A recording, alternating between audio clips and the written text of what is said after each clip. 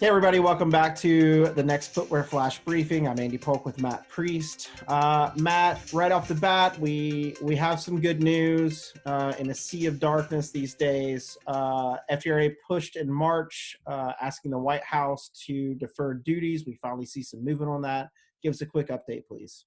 Yeah, so we had welcome news on Sunday night. The administration announced that it was allowing for companies to defer or postpone duty payments on goods entered into U.S. commerce, either at our ports or out of a foreign trade zone in March or April, and allowing us to defer those payments for 90 days.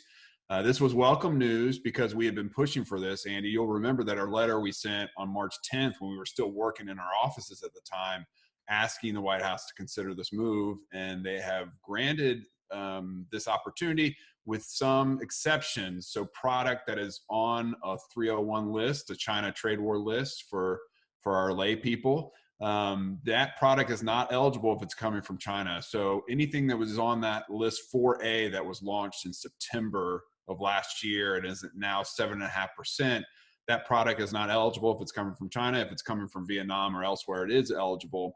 We looked at trade data last year and some forecasts for this year. And as an organization, we are thinking that this will allow, or at least create an opportunity to defer or postpone payments of upwards of $300 million in duties over the next few months. So it's not insignificant, even though it is tailored and limited. And so we're grateful for it. We want to continue to fight to expand it. And hopefully the program will, if the conditions continue as they are with brick and mortar closed, hopefully the White House does extend the program and allows us to continue to defer those payments. And I know we are helping FDRA members navigate that list and understand exactly what that is on the minutia detail, which is a benefit of FDRA membership. If you're not an FDRA member and you don't understand what that means, we are giving away sales of a lifetime in order to help footwear companies who aren't members to get in and get access to this and get the support they need. Matt, limited time frame on the duty deferment. Is there a chance that it will be extended?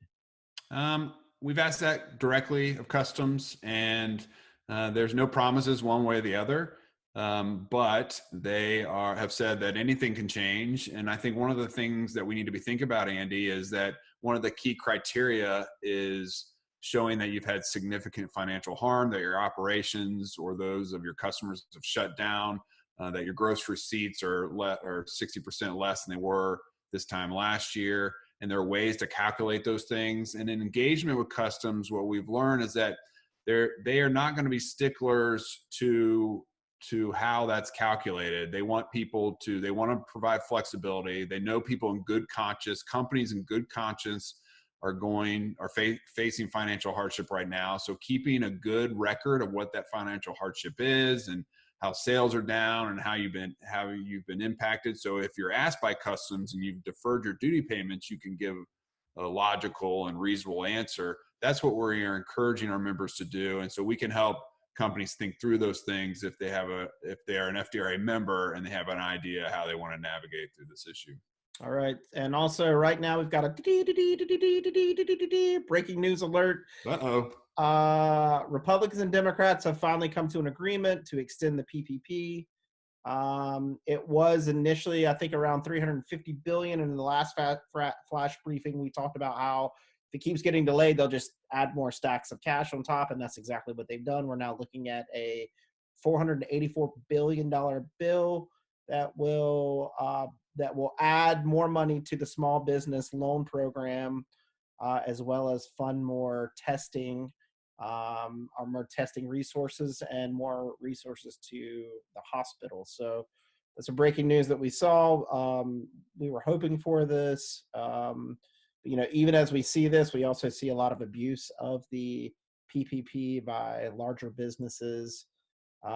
Matt, what else are we seeing from Capitol Hill at this time beyond this? Are there other discussions going on for more stimulus in other areas, or maybe just give your thoughts on the current state of affairs? Yeah, I think there will be continue to be more stimulus bills. This is a big development. The Senate will pass it this afternoon. The House will pass it on Thursday.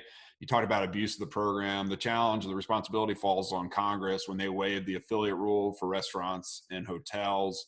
This was expected to happen, and rather than adjust that affiliate rule, they're just going to dump more cash into the program. And the Secretary Mnuchin, the Treasury Secretary, has indicated that he thinks it's enough money to cover all small businesses here in the United States. But it was a popular program. It was also the first program out of the gate to provide liquidity, much needed liquidity during the crisis, and it dried up very quickly. So the question remains, once this is made available and this money flows back into that system, how quickly can companies take advantage? We recommend, if you are even close to being considered a small business in our footwear company and you can maintain your payroll through June and turn this loan into a grant by maintaining your payroll, I would be at your bank's door tomorrow, knocking on that door, making sure you have all your paperwork in hand to get this much needed access to liquidity. Beyond that, I think they'll continue to debate what funding comes next. The states are going to run out of unemployment. The unemployment claims will be out here very soon. We're at over 21 million people file for unemployment in 3 weeks. What will that number be after the fourth week? I'm sure it'll be much higher, probably pushing 30 million people.